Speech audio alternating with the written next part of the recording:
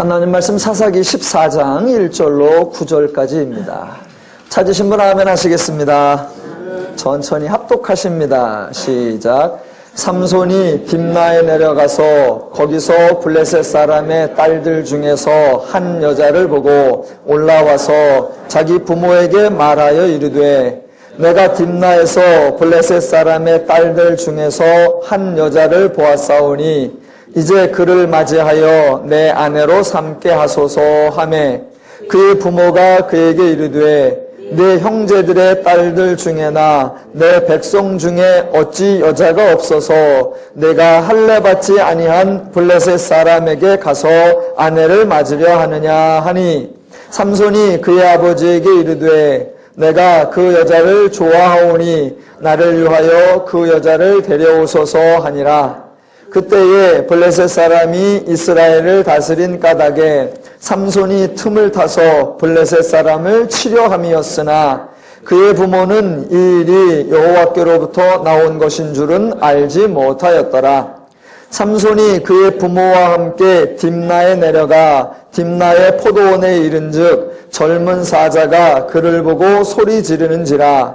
여호와의 영이 삼손에게 강하게 임하니 그의 손에 아무것도 없이 그 사자를 염소 새끼를 찢는 것 같이 찢었으나 그는 자기가 행한 일을 부모에게 알리지 아니하였더라. 그가 내려가서 그 여자와 말하니 그 여자가 삼손의 눈에 들었더라. 얼마 후에 삼손이 그 여자를 맞이하려고 다시 가다가 돌이켜 그 사자의 죽음을 본즉 사자의 몸에 벌떼와 꿀이 있는지라. 손으로 그 꿀을 떠서 걸어가며 먹고 그의 부모에게 이르러 그들에게 그것을 들여서 먹게 하였으나 그 꿀을 사자의 몸에서 떠왔다고는 알리지 아니하였더라. 아멘.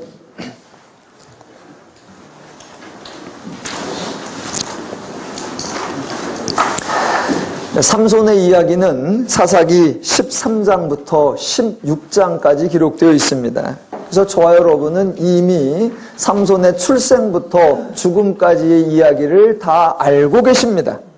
하지만 사사기 13장까지의 사건만 알고 있고 14장부터는 이야기를 모르고 있다라고 한번 가정을 해보겠습니다.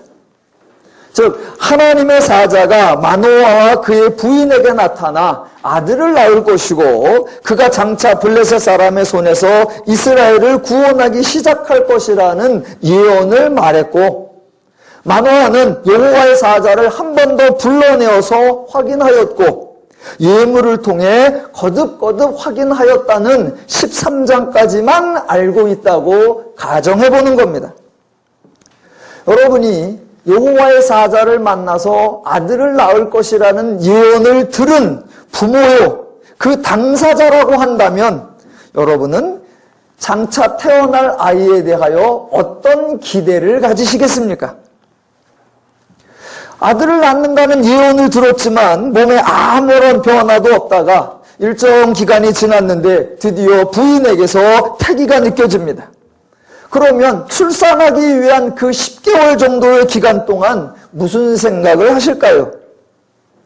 우선 천사가 나타나 아들을 낳을 것이라고 했으니 임신한 아이가 아들인지 딸인지는 고민이 안 될 것입니다. 대신 출산하는 날이 아마 궁금하실 겁니다.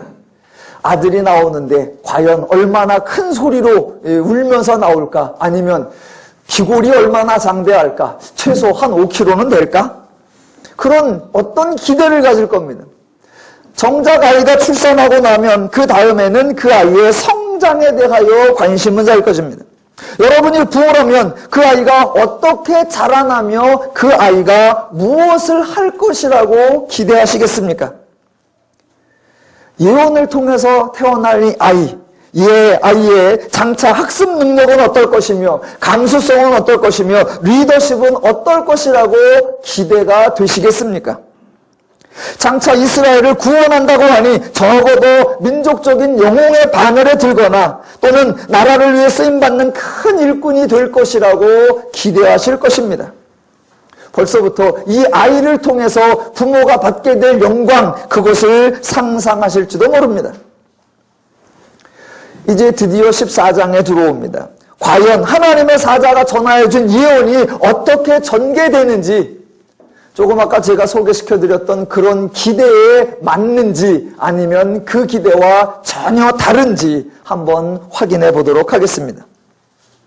하나님의 말씀은 단순한 예언으로 그친 것이 아니라 실제로 이루어졌습니다. 13장 24절, 그 여인이 아들을 낳음에 그의 이름을 삼손이라 하니라입니다. 실제로 임신하지 못하던 여인이 임신을 하였고 아들을 낳았습니다. 얼마나 좋았고 얼마나 기대가 컸을까요? 그래서 남편과 아내가 뜻을 모아서 이 아이에 대한 부모의 모든 기대를 다 함축해서 기대와 소망과 바람을 다 담아서 아이의 이름을 멋있게 집니다. 그 아이의 이름이 삼손입니다. 삼손, 무슨 뜻인지 궁금하시죠? 예. 아마 삼손이 무슨 뜻인지 들어보시면 그 어머니와 그 아버지의 소원과 기대가 얼마나 컸는지 단박에 알아차릴 수 있을 겁니다. 삼손이라는 말의 어원은 태양 또는 해입니다. 그러니까 이 어머니는 자기 아들이 민족의 태양 또는 한 나라를 굽어 살피는 해 같은 존재가 되기를 바란 것입니다.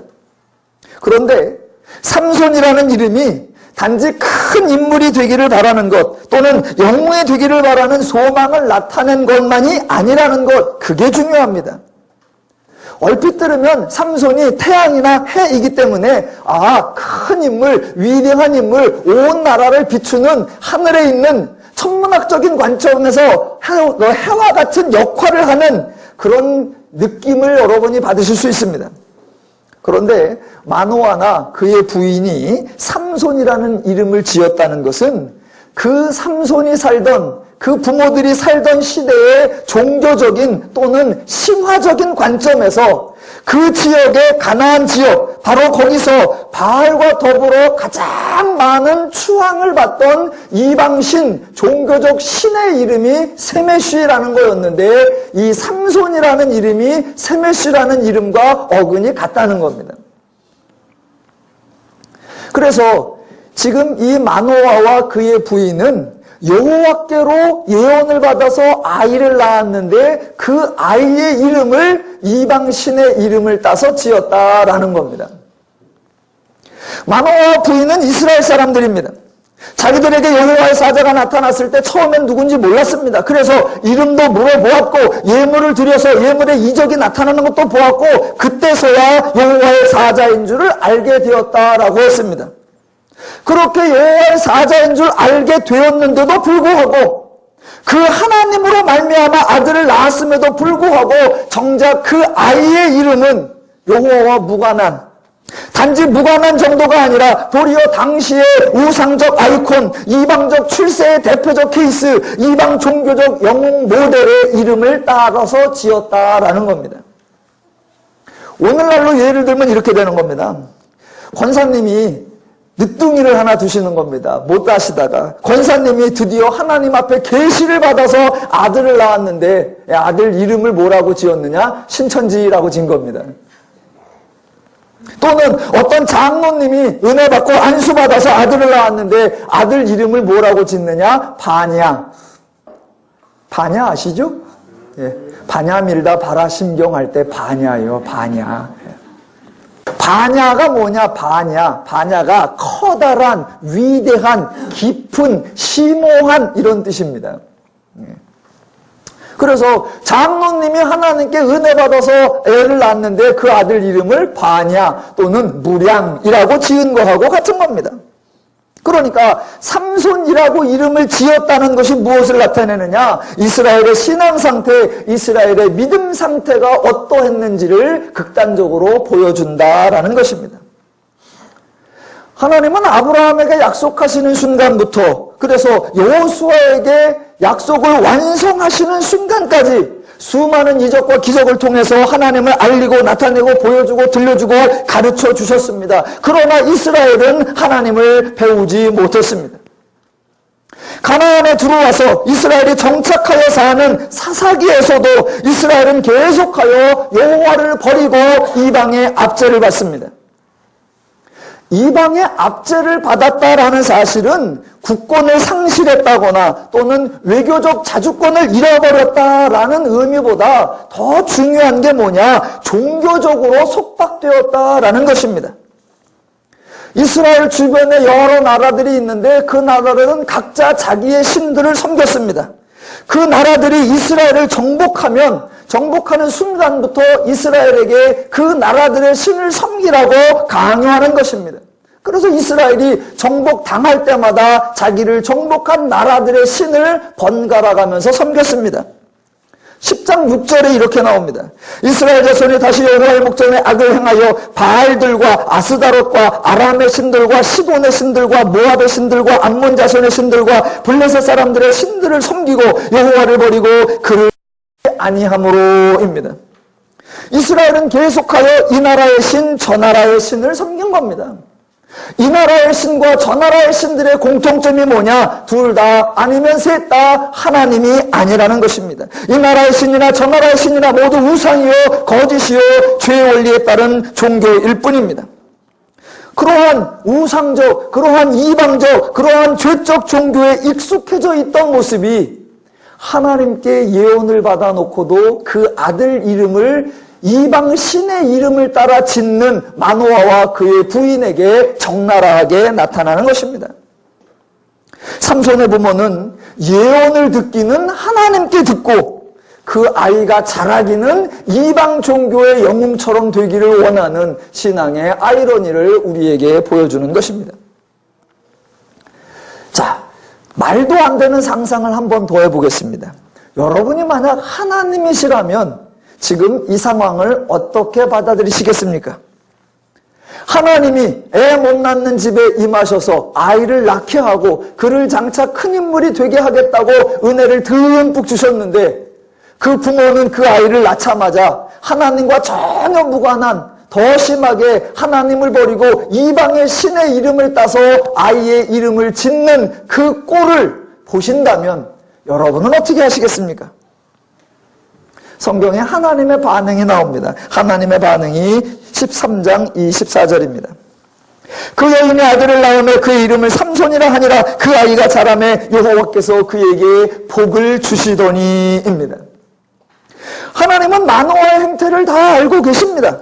아들의 이름을 삼손이라 지은 것도 알고 계십니다. 그래도 하나님은 삼손에게 복을 주십니다.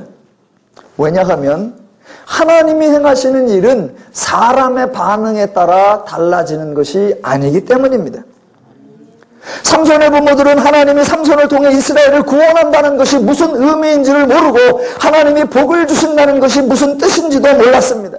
하나님을 배우지 않기에 하나님 말씀도 자기들 마음대로 생각하고 자기들 뜻대로 의미를 정해버립니다. 그들은 그렇게 할지라도 하나님은 여전히 하나님의 일을 하십니다. 하나님이 먼저 마노아에게 나타나셨고 하나님이 먼저 마노아에게 계획하셨습니다. 마노아가 무슨 이름을 짓든 마노아가 그 아이를 어떻게 키우든 하나님의 뜻이 달라지지 않고 하나님의 계획이 변경되지 않습니다. 그것이 하나님의 신실하심이요 그것이 바로 저와 여러분이 하나님을 믿을 수 있는 믿음의 근거가 되는 것입니다. 삼손에게는 하나님의 복주심이 정말로 필요했습니다. 부모들은 하나님의 말씀을 도무지 이해하지 못했습니다. 이름을 이방 신의 이름을 따라서 지었다라는 것은 단지 이름 짓는 것만으로 끝났다는 이야기가 절대로 아닙니다. 삼손의 부모들은 삼손이 자랄 때 계속하여 이방적 방식을 따랐을 것입니다. 아이의 이름을 이방신을 따라 지을 정도로 이방 종교에 익숙해져 있으니 그 아이가 100일쯤 되었으면 이방 종교에서 행하는 100일 어떤 행사를 했을 거고 그 아이가 돌이 지나면 이방 종교에서 행하는 어떤 돌 행사를 했을 것이고 그 아이가 자랄 때마다 각각의 종교와 각각의 우상 숭배에서 행하는 모든 행동들을 다 따라 했을 것입니다. 그래서 만약 하나님이 삼손에게 임하지 않고 만약 하나님이 삼손에게 복 주시지 않았다면 어쩌면 삼손은 정말로 태양신의 아들이 되어 있었을지도 모릅니다. 그러니 그러한 결과를 막아주기 위해서는 하나님이 삼손에게 복을 주셔야 했던 것이고 그래서 하나님은 삼손에게 복을 주셨던 것입니다. 하나님의 은혜를 절대로 상이라고 생각하시면 안 됩니다. 하나님의 은혜를 인간의 행동이나 인간의 열심이나 인간의 충성에 대한 하나님의 보상이라고 생각하시면 안 된다는 것입니다. 하나님의 은혜, 하나님의 복은 철저하게 하나님의 은혜일 뿐입니다. 내가 할 수 없기에, 내가 능력이 없기에, 나에게는 꼭 필요한데 내가 알지도 못하고 구하지도 않기에 하나님이 일방적으로 주시는 선물, 그것이 바로 은혜인 줄로 믿습니다. 그래서 기독교의 핵심 내용이 뭐냐? 바로 은혜입니다. 그런데 기독교에서는 은혜를 가장 은혜스럽게 설명해야 하는데 그 은혜를 왜곡해버리고 은혜가 하나님의 은혜가 아닌 인간의 행동에 대한 대가이거나 인간의 열심에 대한 상급이라고 은혜를 왜곡하는 것, 그것이 바로 기독교의 가장 큰 비극입니다. 은혜를 은혜답게 설명해야 할 기독교가 은혜를 은혜답지 못하게 마치 보상인 듯, 마치 상급인 듯, 마치 대가인 듯 간주하는 것, 그것이 바로 기독교의 변질과 기독교 왜곡의 본질입니다. 오늘날 사람들이 기독교를 걱정합니다. 교회가 대형화되는 게 걱정이야? 아니요. 교회가 목사들이 세습하는 거 그게 걱정이야? 아니요. 교회가 신비주의 은사를 따라가는 게 그게 문제야? 아니요. 그런 건 걱정이 되지 않습니다. 가장 큰 문제는, 가장 큰 걱정거리는 성도들이 성경을 읽지 않는다는 것이 가장 큰 것이고 성경을 배우지 않는다는 것이 본질이고, 그래서 성경의 개념과 원리를 이해하지 못하는 것, 그것이 기독교 변질과 기독교 왜곡의 본질입니다. 마노아가 그의 부모가, 삼손과 그의 부모가 하나님께로부터 은혜를 받아놓고도 전혀 하나님과 무관한 행동을 하고 있을 때, 바로 그때 하나님은 그들에게 은혜가 필요한 줄로 알아 은혜를 주시고 복이 필요한 줄로 알아 복을 주신다는 거, 그게 기독교의 핵심이요, 그게 하나님의 사랑이요, 그게 하나님의 은혜라는 거 꼭 기억하셔야 합니다. 제가 처음에 삼손이 태어나기 전만 알고 있다고 가정을 해보자고 했습니다. 자, 마노아와 삼손이 마노아 아내가 그 아들 이름을 삼손이라고 지으면서 엄청난 기대를 가진 것을 보았습니다. 드디어 삼손이 장성하여서 청년이 되었습니다. 그렇다면 청년 시절의 삼손의 활동이 기록된 것이 14장, 15장, 16장까지입니다. 그렇다면 14장부터 16장까지에는 어떤 내용이 기록되어 있을 것 같습니까? 하나님의 예언에 의하면 이 아들은 태어나서 장차 블레셋 사람의 손에서 이스라엘을 구원하기 시작할 것이다 라고 했습니다. 그렇다면 14장부터는 삼손이 이스라엘을 구원하는 이야기가 담겨 있을 것으로 예상이 됩니다. 블레셋과 전쟁을 해서 승리하거나 블레셋을 가나안에서 몰아내고 땅을 정복하거나 블레셋 민족들이 섬기는 우상을 파괴하고 산당을 부수는 일이 기록되어 있을 것이라고 예상할 수 있습니다. 과연 그럴까요? 오늘 14장에는 삼손의 결혼 이야기가 나옵니다. 결혼은 예나 지금이나 한 사람의 인생에서 가장 중요한 일이요, 한 가정이나 한 부족의 가장 큰 축제입니다. 그런데 14장에 나타나는 삼손의 결혼은 축복이 아니라 재난 이야기입니다. 7절, 그가 내려가서 그 여자와 말하니 그 여자가 삼손의 눈에 들었더라. 그래서 10절, 삼손의 아버지가 여자에게로 내려가며 삼손이 거기서 잔치를 베풀었으니 청년들은 이렇게 행하는 풍속이 있었습니다라. 예, 여자가 마음에 들었고 삼손이 잔치를 베풀었습니다. 신부가 친구들을 한 30명쯤 불렀습니다. 잔치를 하는 동안에 삼손이 수수께끼를 냈고 친구들이 도무지 알아낼 수가 없었다고 합니다. 그러자 친구들이 삼손의 아내를 닥달해서 결국 삼손이 아내에게 정답을 알려주었고 아내는 친구들에게 정답을 알려주어서 수수께끼를 풀었습니다. 그러자 결혼잔치의 결론이 19절. 여호와의 영이 삼손에게 갑자기 임하심에 삼손이 아스글론에 내려가서 그곳 사람 30명을 쳐 죽이고 노력하여 수수께끼 푼 자들에게 옷을 주고 심히 노하여 그의 아버지의 집으로 올라갔고 삼손의 아내는 삼손의 친구였던 그의 친구에게 준 바 되었더라. 여러분, 지금 이게 결혼이에요? 파혼이에요? 이게 지금 결혼잔치예요? 파혼잔치예요? 성경을 읽으시는 대부분의 성도님들이 이 삼손의 결혼 이야기를 들으시면 많이 의아해 하실 겁니다. 결혼은 말 그대로 일륜지 대사인데 삼손은 결혼 자체가 목적이 아니라 결혼을 빙자하여 다른 일을 계획하고 있었고, 그러다 보니까 결혼에 초청한 친구들에게 도무지 알아낼 수 없는 수수께끼를 내고, 만약 잔치였다면 수수께끼는 장난입니다. 저들에게 상을 주기 위한, 저들에게 선물을 나눠주기 위한 빌미로서 누구나 다 알 수 있는 문제를 내서 친구들이 쉽게 맞히면 와 잘했다라고 선물을 듬뿍 주는 거, 그게 수수께끼지. 도무지 알 수 없는 말 그대로 수수께끼를 주어서 그들이 잔치 내내 그것 동안에 고민하다가 안 돼서 삼손의 아내를 닥달하니까, 그래서 겨우 삼손의 아내는 또 삼손에게 물어서 그렇게 알려주니까, 그래서 친구들이 그거를 풀으니까 삼손은 또 노하여 성질을 내고, 그래서 그 선물 갖다 주겠다고 동네에 나가서 사람 30명 쳐 죽여서 성질나서 가버리니까 또 장인은 한 수 더 떠서 그 자기 딸을 삼손의 친구한테 줘버렸다. 여러분, 이게 납득이 됩니까? 그런데 더 납득이 안 되는 거, 이 모든 일을 누가 계획하셨더라? 하나님이 계획하셨더라 입니다. 과연 그럴까요?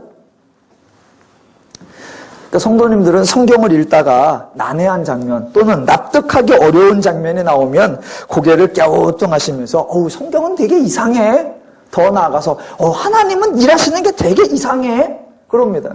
그래놓고 하는 말, 성경이 이상해서 영 읽기가 싫어. 성경 안 읽는 핑계도 여러 가지야. 그런데 제가 여러분에게 자주 강조하는 게 뭐냐면, 죄인인 우리도 뭔가 이상하게 생각이 들 정도라면 하나님이 그렇게 일하시겠느냐라는 겁니다. 신이 아니라 인간도 납득이 안 되고 의인이 아니라 죄인도 수용이 안 되는 그러한 일을 명색이 하나님이시라는 분이, 명색이 의로우시는 분이라면 그 하나님이 행하실 리가 있겠느냐라는 겁니다. 그래서 성경에서 어색하고 낯선 장면이 나오면 이상하다고만 여길 게 아니라 이게 무슨 일일까? 이 무슨 의미일까? 하나님은 일을 왜 이렇게 하실까라는 것을 생각하셔야 합니다. 언제나 가져야 되는 전제, 성경은 분명히 옳다. 하나님이 하시는 일은 분명히 정당하다. 그런데 내 생각에는 이상하게 여겨지니 이거는 성경이 이상한 게 아니라 내 생각이 이상한 거다. 그러니 내가 다르게 생각해보고 다르게 이해해보자 라고 해야 합니다. 하나님께서 결혼식을 빙자해서 한 처녀의 인생을 망치고 그 친구들의 인생을 망치고 30명의 인생을 망치시면 됩니까? 절대로 안 됩니다. 그런데 성경에는 그런 사건이 나온단 말입니다. 그러면 이 사건은 왜 이렇게 나올까? 하나님은 이 사건을 통해서 무엇을 가르치시려고 할까? 그 생각을 해야 합니다. 자, 삼손의 결혼 이야기에서 를 일으키는 핵심 구절이 4절입니다. 4절을 보겠습니다. 그때 블레셋 사람이 이스라엘을 다스린 까닭에 삼손이 틈을 타서 블레셋 사람을 치려 함이었으나 그의 부모는 이 일이 여호와께로부터 나온 것인 줄을 알지 못하였더라. 예, 삼손이 이 일을 행한 거 블레셋 사람들을 치려 함이었고 그것은 단지 삼손의 생각이 아니라 여호와의 계획이었다. 결국 여호와가 블레셋 사람들을 치려고 이런 일을 했다라고 오해하기 딱 좋게 기록되어 있습니다. 예, 많은 성도들이 성경을 읽으면서 오해하는 대표적 구절이죠. 하나님이 이스라엘을 구출하고자 다른 민족을 죽여도 되고 하나님이 이스라엘 백성 도와주자고 다른 사람을 삶을 망쳐도 되느냐라는 그 질문에 빠집니다. 성경을 좀 연구하시는 분, 기독교에 대하여 약간 부정적인 생각을 가지는 분의 대표적인 케이스가 언제나 출애굽 사건과 가나안 정복 사건입니다. 하나님이 이스라엘 도와주자고 애굽을 그렇게 무찔러도 되고 이스라엘 도와주자고 가나안을 그렇게 죽여도 되냐? 이 질문에서 언제나 이 함정에 빠집니다. 성경에 나오는 사건들을 이해하실 때는 잘 이해하셔야 됩니다. 특별히 기독교인들은 성경의 사건들의 의미를 정확하게 이해해서 다른 사람에게 설명할 때 오해가 발생하지 않도록 설명을 잘해야 합니다. 그런데 가끔 안티 기독교인들이 오해와 의심을 하면서 따지면 그 오해와 의심을 불신이라고 윽박지르면 안 되고 그것을 설명해 주지는 않은 채 하나님이 하시는 일은 다 옳아 라고 무조건 믿어 라고 하거나 그렇게 대들면 지옥 가 라고 몰아붙이면 절대로 안 됩니다. 사람들이 의심하는 거, 사람들이 당황해하는 거 당연한 겁니다. 그러면 성경은 왜 그 사건이 나오고 그 사건을 어떻게 이해해야 하는지 잘 풀어주어야 합니다. 간단히만 해보겠습니다. 일반적으로 출애굽 사건, 이스라엘이 애굽에서 노예생을 하고 있었고 이스라엘이 하나님께 부르짖자 하나님은 애굽에 10가지 큰 재앙을 내려서 애굽을 심판하시고 이스라엘을 구원하셨다라고들 말합니다. 과연 그럴까요? 만약 하나님이 그렇게 행하셨다면 이스라엘은 하나님을 믿을지도 모르겠지만 애굽은 절대로 하나님을 믿지 않을 것입니다. 애굽 사람들에게는 여호와 그러면 자신들에게 재앙을 내린 저주의 신으로 생각하고 생각만 해도 치를 떠게 될 것입니다. 마찬가지로 가나안 입성 사건도 마찬가지입니다. 하나님이 이스라엘 백성에게 가나안 땅을 주시겠다고 약속하셨기에 가나안에 사는 7 족속을 모조리 죽여버리고 이스라엘이 길이길이 살도록 해주셨다라고 말하곤 합니다. 과연 그럴까요? 만약 하나님이 그렇게 행하셨다면 이스라엘 백성은 하나님을 믿을 수 있겠지만 가나안 사람들은 절대로 하나님을 믿지 않을 겁니다. 가나안 족속들은 자신들의 땅을 빼앗겼다고 두고두고 하나님을 원망할 것입니다. 그러니 출애굽 사건과 가나안 정복 사건을 이스라엘만을 위한 사건으로 설명하시면 절대로 안 됩니다. 더 나아가 봅시다.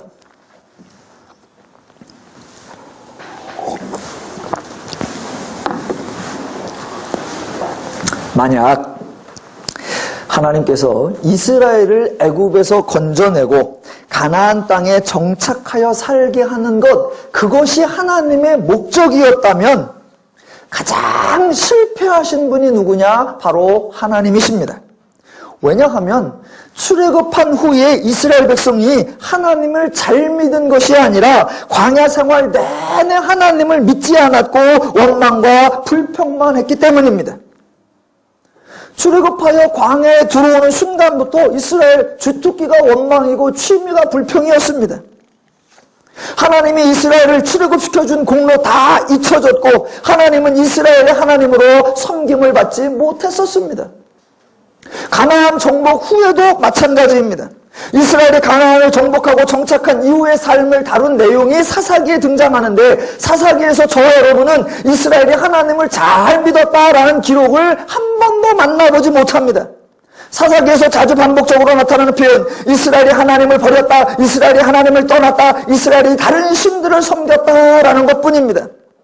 하나님이 이스라엘을 도와준 은혜도 잊혀졌고 하나님이 이스라엘을 위해 수고하신 대가도 전혀 없습니다.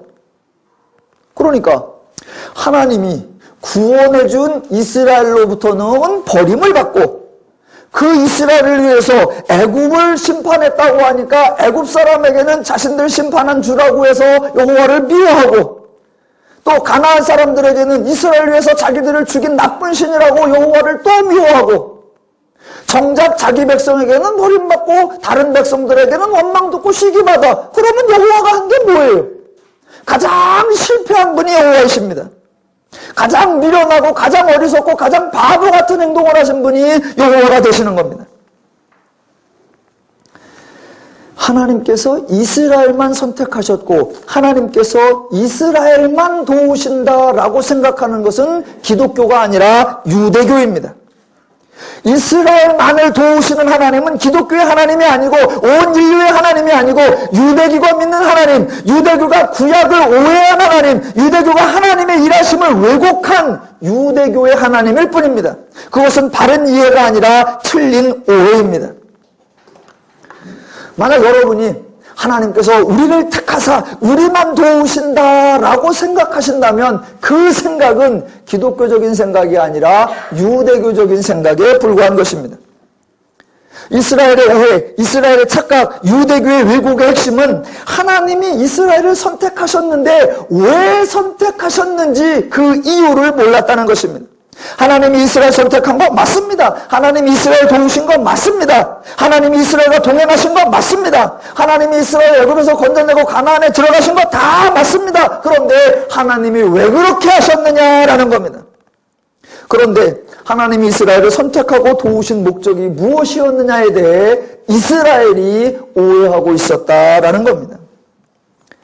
하나님은 인류를 창조하신 하나님입니다. 당연히 하나님은 모든 인류의 하나님이고 하나님은 모든 인류를 사랑하십니다. 이 인류가 하나님께 죄를 범하여 죄인이 되자 하나님은 모든 인류, 모든 죄인을 불쌍히 여기셔서 모든 인간, 모든 죄인을 구원하시고자 합니다. 그 하나님을 모르는 모든 인류에게 하나님을 알게 하시고 그 알게 하려고 하나님께서 샘플을 세우시는데 그 샘플이 이스라엘이었습니다. 샘플은 본체와 구별되게 하려는 것이 아니라 나머지 모든 존재도 샘플과 동일하게 하려는 것입니다. 다만 샘플이 먼저 제시되는 것뿐입니다. 그래서 하나님이 이스라엘의 조상으로 아브라함을 선택하시는데 그때 하신 말씀이 참 중요합니다. 창세기 12장 3절에 이렇게 나옵니다. 땅의 모든 족속이 너로 말미암아 복을 얻을 것이라 하신지라. 예, 모든 족속이 복을 받을 것이라 입니다.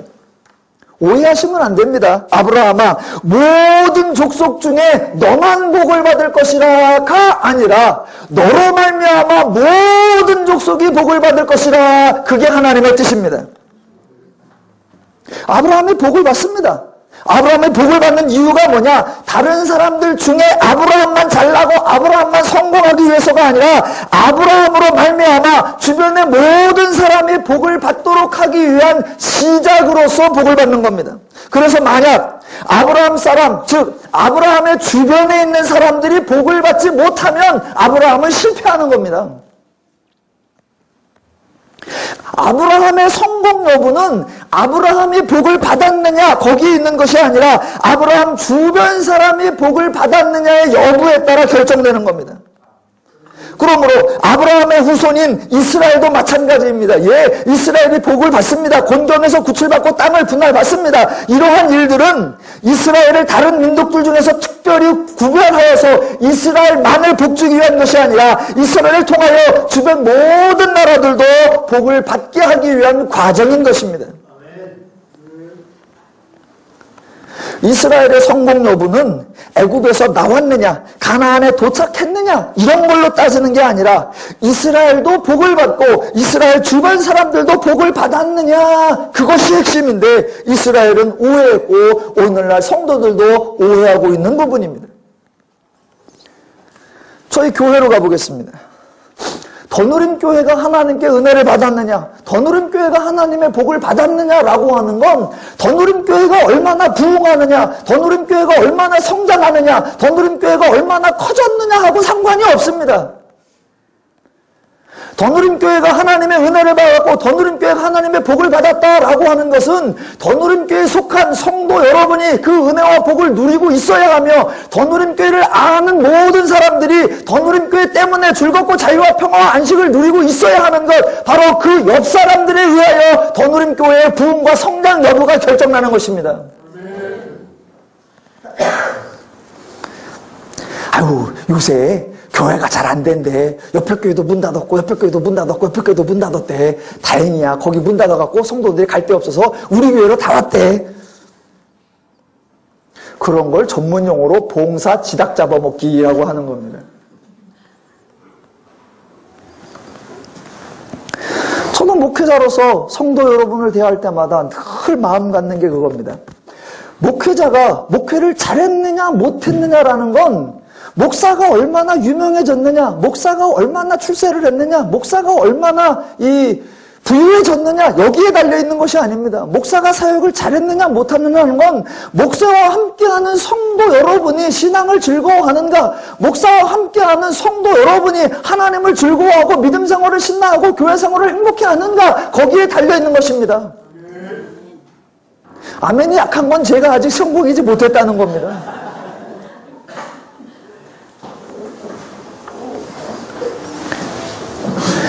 성도들은 어떻지 간에 하여튼간 나는 그래도 했고 성도들이야 지들이 게을러서 그렇지. 아니요. 정반대로 가야 됩니다. 정반대로 가야 돼요. 성도들이 평안한가? 성도들이 자유로운가? 성도들이 기뻐하는가? 성도들이 즐거워하는가? 성도들이 신나하는가?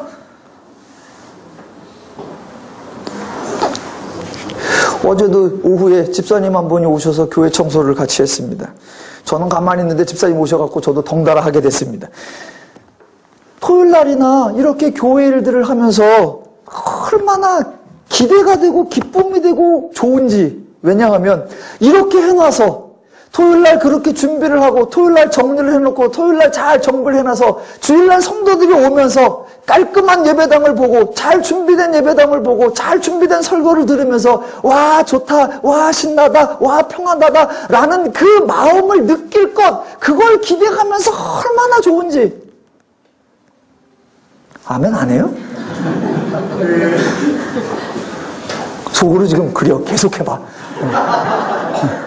매주마다 네가 계속해.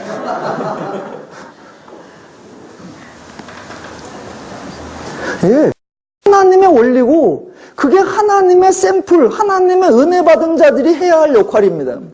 아브라함 혼자 복 받았다. 무슨 의미가 있어요? 자주 드리는 말씀, 우리는 주변에 잘난 사람을 좋아하지 않습니다. 왜? 잘난 놈 덕을 본 적이 없어요. 똑똑한 놈이 있어. 재수 없어. 왜? 똑똑한 놈이 나를 도와준 적이 없어. 똑똑해서 지만 잘났어. 부자가 옆에 있어서 하나도 편한 게 없어. 왜? 지만 부자요.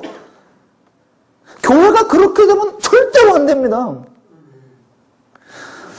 지혜가 있다. 아, 하나님께서 나에게 지혜를 주었구나. 내 지혜가 어디에 써야 된다? 나보다 지혜롭지 못한 자들을 위하여 써야 되고, 나에게 물질이 왔다. 그 물질이 어디로 써야 된다? 나만큼 물질이 풍부하지 못한 자들을 위해 나누어주고, 그래서 내 주변에 있는 사람들이 나의 지혜를 좋아해야 되고, 내 주변에 있는 사람들이 나의 재정을 좋아해야 되고, 내 주변에 있는 사람이 내 교회 부흥을 좋아해야 합니다. 그것이 하나님의 세우신 사람들의 목적이요, 하나님의 세우신 기관과 단체들의 역할입니다.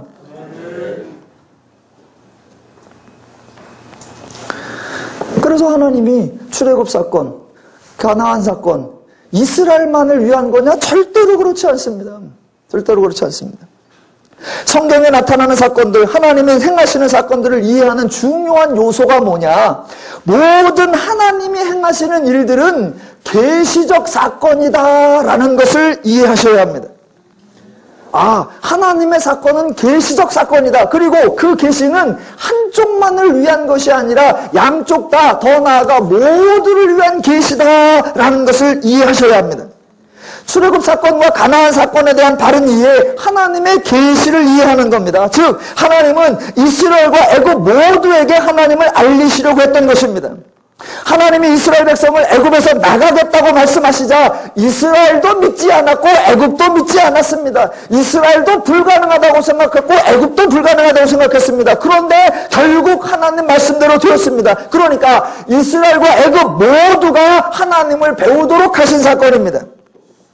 가나안 입성 사건도 마찬가지입니다. 하나님이 이스라엘 백성을 가나안에 들어가게 하시겠다고 말씀하시자 이스라엘도 믿지 않았고 가나안도 믿지 않았습니다. 자신들 생각에 불가능하다고 생각한 겁니다. 그런데 결국 하나님의 말씀대로 되었습니다. 그래서 이스라엘과 가나안 모두가 하나님을 배우게 하시는 사건, 그게 하나님이 행하시는 일입니다. 물론 안타까운 것은 이스라엘도 배우지 못했고 애굽도 배우지 못했고 가나안도 배우지 못했다는 게 비극입니다. 사사기에서도 저와 여러분이 동일한 패턴을 계속해서 보게 되는 겁니다. 하나님은 이스라엘만을 사랑하시고 메소포타미아나 미디안이나 가나안이나 에글론이나 블레셋은 미워하시는 거냐? 절대로 그렇지 않습니다. 하나님은 이스라엘을 포함한 주변 모든 나라에게 하나님을 알게 하시려는 겁니다. 이스라엘을 정복한 민족들은 자신이 패할 거라고 생각하지 않고 정복당한 이스라엘은 자기들이 구출될 수 있을 것이라고 아무도 기대하지 않습니다. 바로 그때 하나님이 사사들을 세우는 겁니다. 가장 안 될 것 같아 보이는 사람, 가장 안 될 것 같아 보이는 방법, 가장 안 될 것 같아 보이는 그때에 하나님이 행하시는 겁니다. 그래서 이기는 자와 패한 자 모두가 아, 하나님이 하시면 되는구나, 하나님은 말씀대로 행하시는 분이구나 라는 하나님을 알게 하는 것, 그게 하나님의 사건의 목적입니다. 그래서 그 사사를 세워서 전혀 안 될 것 같은 인물, 안 될 것 같은 방법, 안 될 것 같은 때의 행하심으로 말미암아 하나님이 옳구나라는 걸 판결나게 하는 판관, 그게 바로 사사라고 했습니다. 그러니까 사사기에 나타난 사건, 성경에 나타난 사건은 이스라엘을 위해서 이방인을 진멸시키거나 이스라엘을 위해서 타민족들을 멸절시키는 사건이 절대로 아닙니다. 그런데 오늘 본문 14장 4절에 오해하기 딱 좋게 기록되어 있습니다. 그때 블레셋 사람이 이스라엘 다스린 까닭에 삼손이 틈을 타서 블레셋 사람을 치려함이었으나 그의 부모는 이 일이 여호와께로부터 나온 것인 줄은 알지 못하였더라. 중요한 단어가 뭐냐? 치려함이었더라입니다. 여기서 친다라는 것은 공격한다라는 것이 아니고 블레셋을 기습한다라는 것이 아닙니다. 친다라고 하는 것이 원래 뜻은 기회를 찾다, 때를 구하다라는 단어입니다. 즉 하나님이 이스라엘과 블레셋 모두에게 하나님을 알릴 기회를 만들려고 하나님을 계시할 사건을 준비하고 계시다라는 단어인데, 번역에는 이스라엘이 블레셋을 공격하여서 치려고 한다라는 뉘앙스가 나오게 되어 있습니다.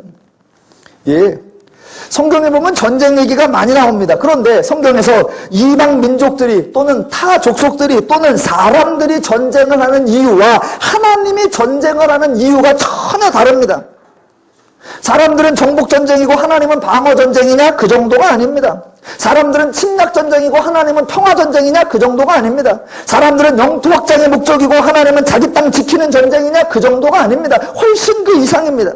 사람들은 욕심에 의하여 전쟁을 할 뿐이고 하나님은 계시를 위하여 전쟁을 사용하신다라는 것입니다. 만약 계시가 목적이 아니라면 하나님은 전쟁을 하실 이유가 없습니다. 만약 계시가 목적이 아니라면 하나님은 사람들이 자기 욕심으로 싸우는 싸움에 끼어드실 이유가 없습니다. 만약 계시가 목적이 아니라면 하나님이 말도 안 되는 일만 골라서 하실 이유가 없습니다. 만약 계시가 목적이 아니라면 하나님은 말도 안 듣는 백성들과 동행하실 이유도 없습니다. 만약 계시가 목적이 아니라면 하나님은 듣지도 배우지도 않는 그 백성들에게 이적과 기적을 베푸실 이유가 전혀 없습니다. 사사기에서만도 하나님은 여러 차례 전쟁을 치르셨고 이스라엘을 구원해 주셨고 평온을 주셨습니다. 그런데 이스라엘은 평온을 누리지 못했습니다. 왜요? 나라가 독립을 못해서 평온을 누리지 못했나요? 영토가 좁아서 평온을 누리지 못했나요? 이스라엘에 인재가 없어서, 리더가 없어서 평온을 누리지 못했나요? 이스라엘의 경제 성장률이 낮아서 평온을 누리지 못했나요? 이스라엘이 부정과 부패 때문에 평온을 누리지 못했나요? 아니요. 하나님은 계속하여 도와주었는데 이스라엘은 전혀 평화 안식을 누리지 못했습니다. 왜요? 오직 하나, 이스라엘이 하나님을 배우지 않고 하나님을 몰랐기 때문입니다. 자신들의 문제가 죄라는 것을 몰랐고 죄를 이기고 자유와 평화와 안식을 누리려면 하나님을 알고 하나님의 마음과 원리와 방법이어야 한다는 것을 몰랐던 것입니다. 그렇게 하나님을 몰라서 자유와 평화와 안식을 누리지 못하고 있는 그 이스라엘에게 하나님이 행하실 일이 무엇일까요? 전쟁이요? 아니요. 영토 확장이요? 아니요. 리더 선출이요? 아니요. 그들에게 하나님이 행하시려는 것, 하나님을 알리고 하나님을 가르치는 것입니다. 지금 하나님이 삼손을 세우십니다. 왜요? 왜요? 블레셋 쫓아내려고요? 아니요. 삼손을 통하여 이스라엘과 블레셋 모두에게 하나님을 알리시려고 하는 겁니다. 하나님이 삼손을 통해 결혼식을 행하려고 하십니다. 왜요? 축제를 재난으로 바꾸고 싶어서요? 아니요. 그 사건을 통해 하나님을 알리시기 위한 것이 하나님의 목적입니다.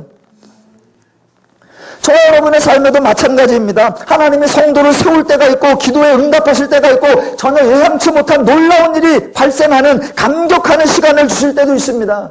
하나님이 그렇게 우리를 도와주실 때가 있습니다. 그 일이 정말로 중요합니다. 왜 중요하냐? 그 일, 그 사건, 그 환경이 중요하기 때문에 하나님이 주시는 거냐? 아니요. 그것만 있으면 네가 더 이상 바랄 게 없어 행복하겠지라고 해서 그걸 주시느냐? 아니요. 그 응답 사건, 그 하나님의 도움 사건, 그 하나님의 동행 사건, 그 사건을 통해서 하나님을 알고 하나님을 배우고 하나님을 깨달으라는 거, 그게 하나님의 목적인 줄로 믿습니다. 그래서 하나님이구나. 하나님 때문에 행복하고 하나님 때문에 즐겁고 하나님 때문에 신나고 하나님 때문에 자유롭고 하나님 때문에 안식하고 하나님 때문에 좋다라고 하는 고백이 나오게 하는 것, 그게 하나님의 은혜 주시는 목적입니다. 지금 삼손이 결혼식을 통하여 블레셋을 치료한다. 그게 블레셋을 정복하려고 하거나 블레셋을 죽여버리려고 하는 게 아니라 하나님이 삼손과 삼손에 관계된 일을 통하여 이스라엘과 블레셋 모두에게 하나님을 나타내고 가르치고 보여주고 알려주려 하고 있다라는 것, 그게 하나님의 목적입니다. 성경을 읽으실 때 주의해야 하는 거 하나만 더 살펴보겠습니다.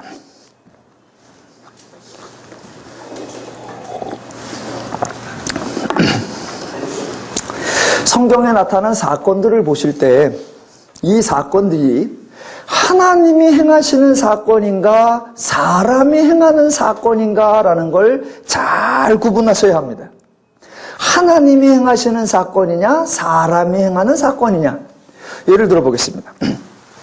한나라고 하는 여인이 있었습니다. 이 한나라고 하는 여인이 아이가 없다가 하나님의 은혜로 아들을 낳고 이름을 사무엘이라고 지었습니다. 그때 한나에게 아들을 주신 것은 하나님이 행하신 일입니다. 왜냐하면 한나는 아이를 낳지 못하는 여인이었기 때문에 그렇습니다. 만약 한나가 아이를 낳을 수 있는 여자였다면 기도할 이유가 없습니다. 그냥 낳아버리면 됩니다. 또 한나가 기도해서 낳았다라는 것도 아닙니다. 왜냐하면 기도가 아이 낳는 비법도 아니고 기도하고도 아이 못 낳는 여자가 수두룩하기 때문입니다. 그러니까 비록 출산은 한나가 했지만 한나가 아들을 낳은 것은 하나님이 행하신 일입니다. 그런데 한나가 젖을 뗀 후에 그 사무엘을 데리고 가 성전에 가서 여호와께 바칩니다. 그거는 누가 행한 일이냐? 한나가 행한 일입니다. 하나님은 한나에게 사무엘을 달라고 하신 적이 없고 사무엘을 성전에 바치라고 말씀하신 적도 없고 레위지파도 아닌데 평생 제사장들 수종 들면서 살라라고 명령하신 적도 없습니다. 한나가 독단적으로, 한나가 자원적으로, 한나가 지극히 자기 생각으로 행한 것입니다. 그렇게 자기 생각으로 자기 아들을 성전에다 갖다 놨는데 하나님이 그 사무엘을 불쌍히 여기시고 하나님이 그 사무엘과 함께 하셔서 하나님이 사무엘에게 은혜를 주신 것입니다. 그러니까 하나님이 하신 일과 한나가 한 일, 사람이 한 일을 구분하실 줄 알아야 됩니다. 다윗의 예를 들어보겠습니다. 자, 다윗을 이스라엘의 왕으로 기름 부으신 것은 전적으로 하나님이 행하신 일입니다. 왜냐하면 다윗이 어렸을 적부터 지도자가 될 만한 명석한 지혜를 과시한 적도 없고 이스라엘에서 두각을 나타낼 만한 업적을 행한 적도 없고 백성들의 전폭적인 지지를 가진 영향력이 있는 세력을 대표도 아니었고 조직과 경영에 탁월한 능력도 보여준 적이 없습니다. 아무도 다윗을 눈여겨보지 않을 때 하나님이 다윗을 불러 다윗에게 기름 부었으니 다윗이 왕이 되는 거 전적으로 하나님이 행하신 일입니다. 그런데 저 여러분이 잘 아는 대로 다윗과 골리앗이 전쟁터에서 만납니다.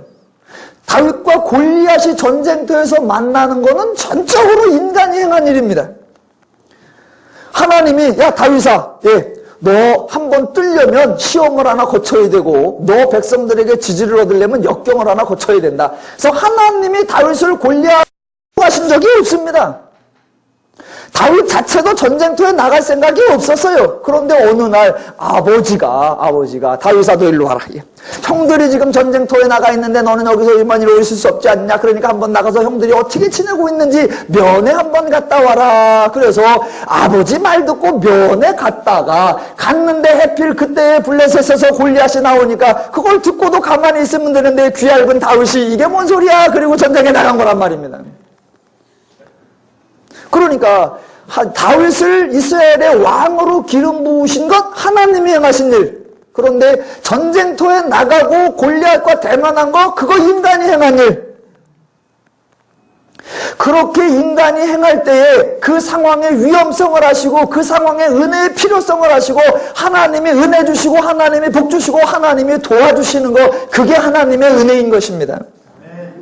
그래서 성경에서 하나님이 행하신 일과 사람이 행하는 일을 잘 구분해야 합니다. 하나님은 하나님의 목적을 위해 인간을 하나님 마음대로 좌지우지하시는 분이 절대로 아닙니다. 하나님은 한 가지 일이라도 사람을 통해서 일하시려고 하면 그 당사자에게 하나님의 할 일을 알리시고 그 당사자가 그 하나님의 뜻을 수용하고 감당할 수 있도록 설득하고 또 설득을 하십니다. 그래서 하나님의 일을 할 때에는 인간이 억지로 하는 경우나 마지못해서 하는 경우나 두렵고 떨려서 하는 경우, 그런 건 없습니다. 하나님은 그렇게 인간에게 자상하고 친절하신데 인간은 막무가내입니다. 하나님께 묻지도 않고 하나님께 상의하지도 않고 자기 마음대로 이런저런 일을 막 벌려버립니다. 그러한 막무가내 인간의 행동에 대해 하나님은 선용하셔서 은혜를 주시고 본인에게 전화위복이 되게 하시고 그 사건을 통해 본인과 주변 모든 사람에게 하나님을 알리는 기회가 되도록 선용하시는 것, 그게 하나님의 일하심입니다. 그래서 성경을 보실 때나 간증을 들으실 때에 하나님이 행하신 일인가 사람이 행한 일인가를 잘 구분하셔야 됩니다. 자, 삼손 이야기에서 유난히 반복되는 표현이 있습니다. 그게 뭐냐면 여호와의 영이 임했다라는 겁니다.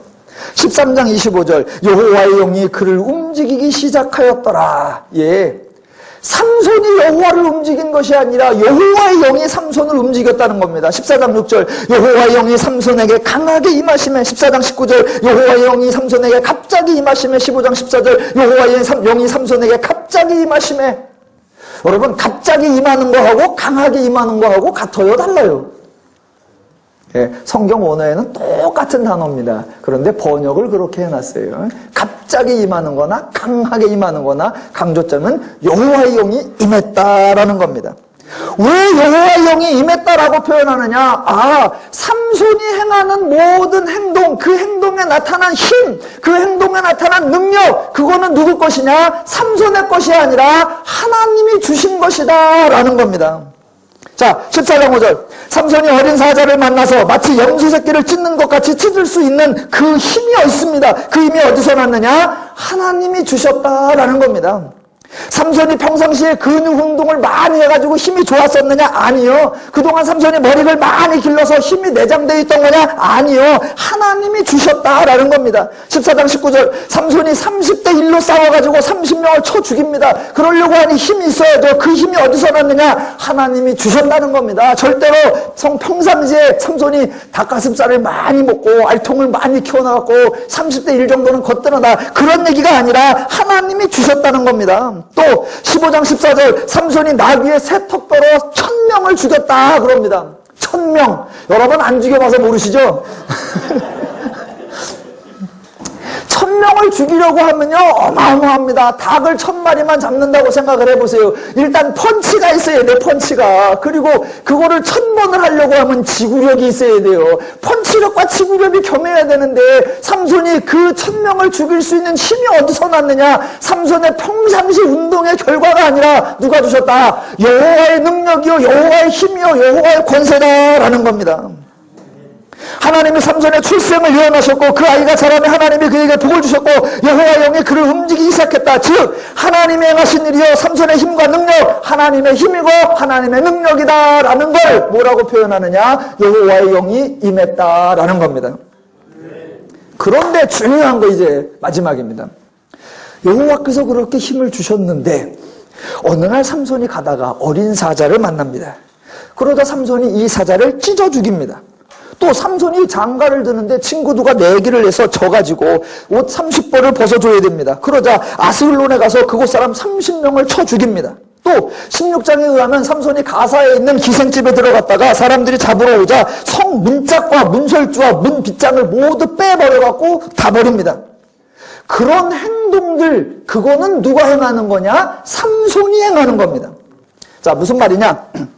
하나님이 삼손을 세우셨고 여호와의 영이 삼손에게 임했다라고 하는 사실이 삼손이 하는 모든 일은 하나님이 행하시는 일이요 삼손이 하는 모든 일은 하나님의 뜻이다라는 것이 아니라는 거란 말입니다. 다윗 얘기 예를 들어볼게요. 하나님이 다윗을 왕으로 세우셨습니다. 그거 하나님이 행하신 겁니다. 그런데 다윗이 왕 위에 올라가서 우리아를 죽이고 밧세바를 취하는 거, 그거는 다윗의 행동이란 말입니다. 즉 하나님이 다윗을 왕으로 세웠기에 다윗이 왕에서 행하는 모든 일은 하나님의 뜻이요 하나님의 지혜요 하나님의 능력이다 라고 생각하면 안 된다는 겁니다. 삼손의 이야기가 다음 주 15장, 16장에도 계속 이어집니다. 그런데 안타깝게도 하나님의 예언으로 태어난 삼손이, 여호와의 영이 임한 삼손이 이스라엘을 위해서 선한 일을 하는 경우가 단 한 번도 없습니다. 힘이 장사인 삼손이 문제를 해결하는 사람이 아니라 이스라엘에게 문제를 일으키는 원인자입니다.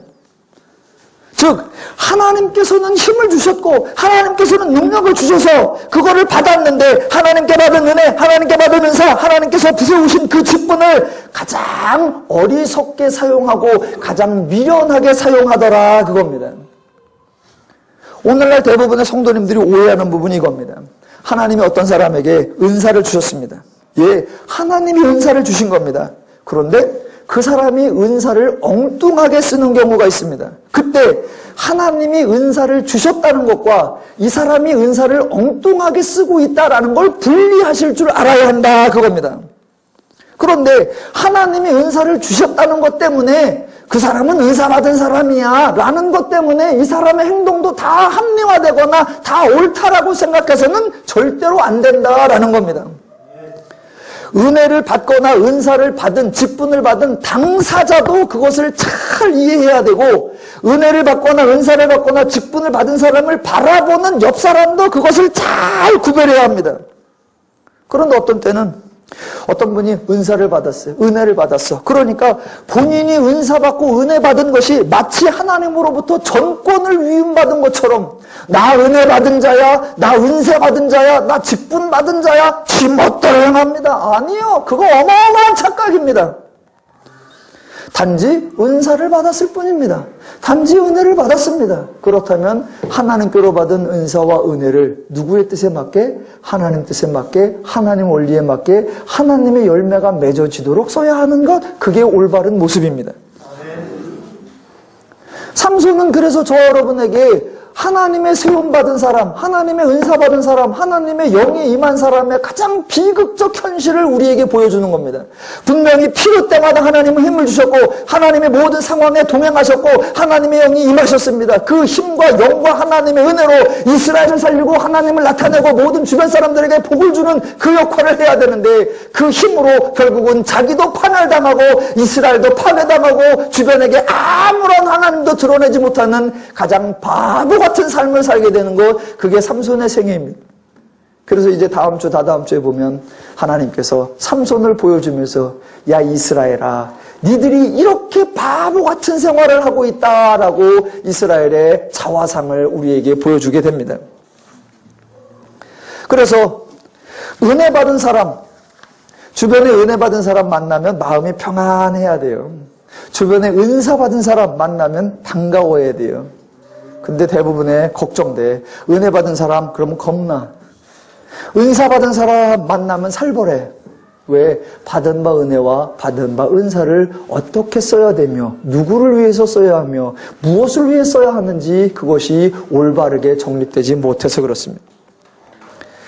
더누림교회 성도 여러분은 은혜 받은 분으로서 받은 은혜를 하나님의 마음과 원리와 방법으로 행하셔서 본인이 복을 누리고 주변 분들에게 하나님의 복을 나누어주는 지혜로운 성도 되시기를 주님의 이름으로 축원합니다. 기도하겠습니다.